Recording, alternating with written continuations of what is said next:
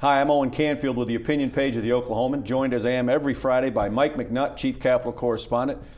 Covers the House primarily, but stays busy with other things. Mike, busy week in the House.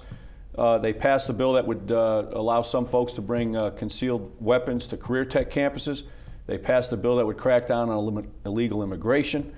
They passed a bill regarding hospital fees and Medicaid, all of them important and items. But what they couldn't pass this week, in an interesting turn, was the emergency clause on a bill the Speaker wanted that would sort of reshape the way the State Education Department does its business.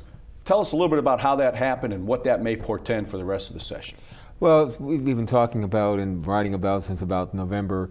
There's been a group of Republican House members, more conservative, I guess for lack of a better name, called social conservatives, who've been unhappy with the Speaker, mainly because they want to see some of their core conservative issues, such as immigration, open carry, right, high on the agenda list. The Speaker made it very clear that he, along with Governor Fallon and Senator Bingman, President Pro Tem of the Senate, really were going to focus on jobs, economy, right, workers' comp, tort reforms, issues to try to get the economy right out of its funk.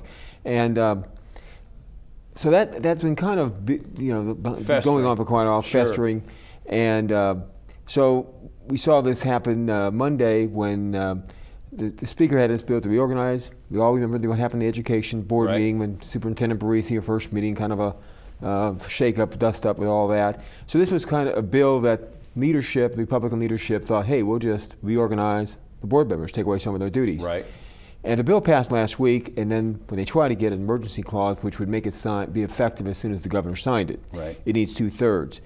And so this was a way for the Republican conservatives to flex their muscle a little bit by not going with the leadership on this. A few of them left the chamber and didn't They left pass the chamber. vote, And wound up leaving the bill short of what it needed to get the emergency. Exactly. And the Democrats, of course, did not go with it. So right, they have 70 members, they need 68.